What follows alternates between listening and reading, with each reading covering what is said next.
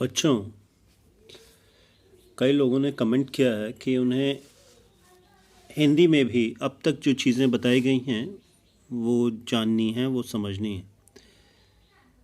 भाषा संबंधित दिक्कतें उन बच्चों के साथ हैं। इसलिए इस क्लास में, इस वीडियो में मैं कोशिश करूँगा कि आपको वो चीज़ें जो मैंने अभी तक बताई हैं वो हिंदी में एक बार बता दूँ। पहली चीज़ जो मैंने बताई थी वो संविधान। संविधान क्या है? संविधान एक दस्तावेज़ है, एक किताब है। इस किताब में नियमों का संग्रह है, उन मूल नियमों का संग्रह है जिनके आधार पर देश की शासन व्यवस्था को चलाया जाता है, देश के शासन को चलाया जाता है। इस किताब में वो आदर्श होते हैं, वो नियम होते हैं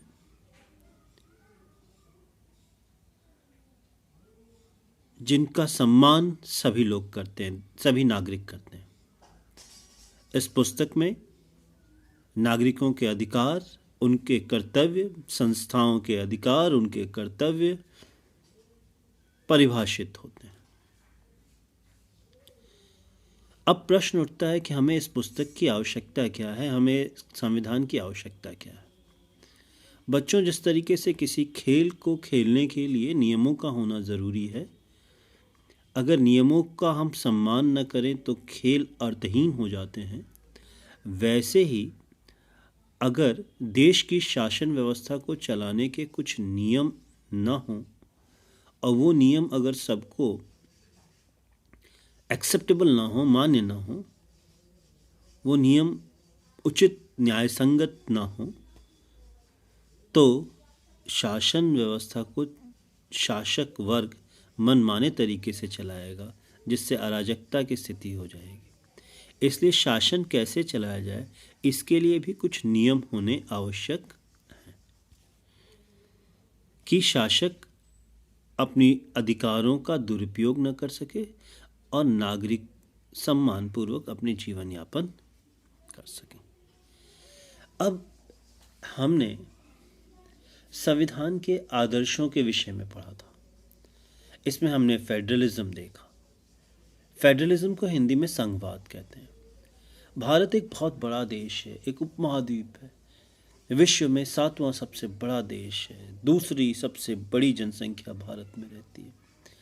ऐसे में भारत के लिए संभव नहीं है कि दिल्ली में बैठकर ये तय कर दिया जाए कि राजस्थान के लिए क्या सही है, गुजरात के लिए क्या सही है, या उत्तर प्रदेश के किसी जिले के लिए क्या उचित है। अलग अलग लोग हैं, उनकी अलग अलग संस्कृति है, अलग अलग जलवायु है, अलग अलग खान पान है, अलग अलग रहन सहन है, वेशभूषा है, अलग अलग राजनीतिक महत्वाकांक्षाएं हैं। उन राजनीतिक महत्वाकांक्षाओं को भी के साथ सामंजस्य बिठाने के लिए देश में एक से अधिक स्तर पे सरकारों का गठन किया जाता है। हमारे देश पे पूरे देश के लिए केंद्र सरकार है, यूनियन गवर्नमेंट है, राज्य स्तर पे राज्य सरकारें हैं, और ग्रामीण स्तर पर या शहरों की व्यवस्था को देखने के लिए ग्राम पंचायत और नगर पालिका है। 1973 में हमारे पास ग्राम पंचायत की व्यवस्था आई और 90 से हमारे पास म्यूनिसिपैलिटी का संवैधानिक व्यवस्था भी आ गई। अब फेडरलिज्म है क्या? फेडरलिज्म, अगर कोई गवर्नमेंट है, फेडरल गवर्नमेंट है, तो उसमें more than one level of government होंगी। उसके पास एक लिखित संविधान होगा।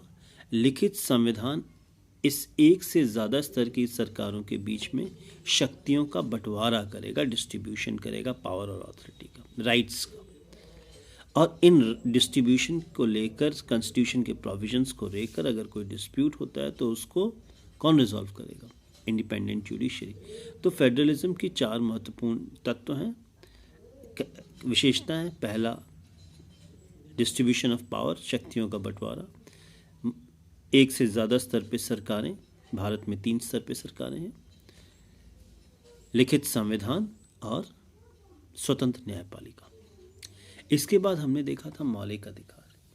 बेटा, कुछ अधिकार ऐसे होते हैं जो इनअलाइनेबल होते हैं, जिनको आपसे छीना नहीं जा सकता।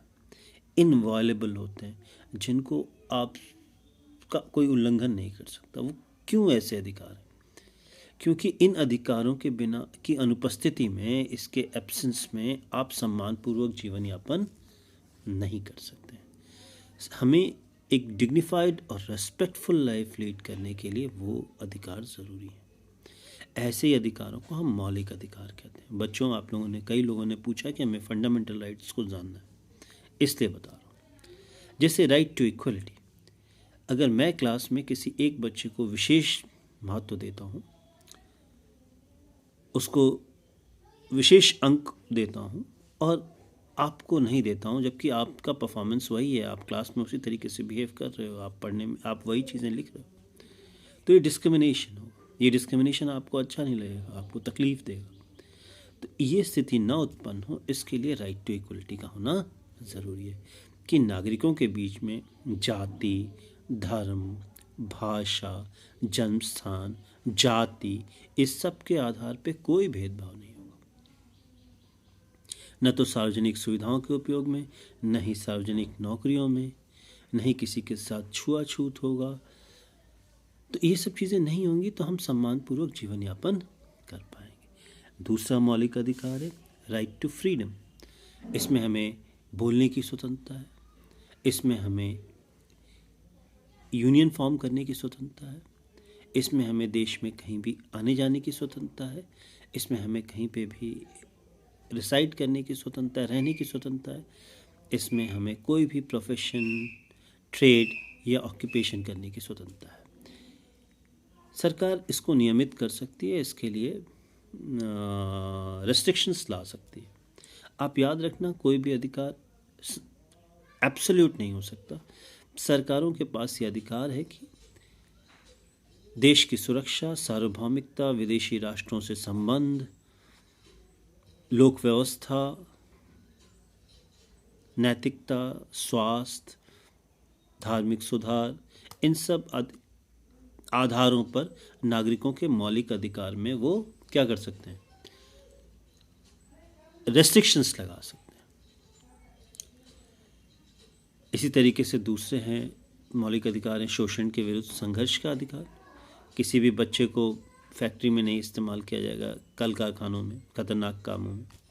ज़बरदस्ती बंधुआ मजदूरी नहीं कराई जाएगी, काम के बदले में पैसा देना पड़ेगा, मानव की खरीद बिक्री नहीं होगी। यह है राइट अगेंस्ट एक्सप्लॉयटेशन। इसके बाद जो अगला अधिकार है वो है क्या, वो फ्रीडम ऑफ रिलीजन। इस देश में रहने वाले हर व्यक्ति को अपनी धार्मिक मान्यताओं के हिसाब से जीवन यापन करने का अधिकार है।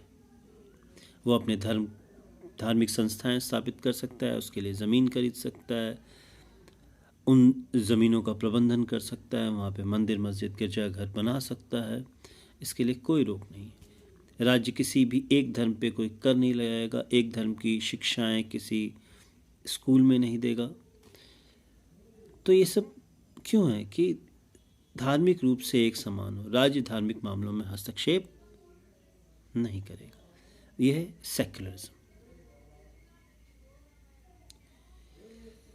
बेटे याद रखना, सेक्युलरिज्म का मतलब सिर्फ अपने धर्म की बात करना नहीं है। सेक्युलरिज्म का मतलब है मैं हर धर्म को पढ़ सकता हूँ, मुझे जो धर्म में पसंद है मैं उसको अडॉप्ट कर सकता हूँ, ये स्वतंत्रता है। और इस पे भी रेस्ट्रिक्शंस लगाए जा सकते हैं। समाज सुधार, नैतिकता, स्वास्थ्य, लोक व्यवस्था के आधार पे इस पे नियंत्रण लगाया जा सकता है। अगला मौलिक अधिकार है संवैधानिक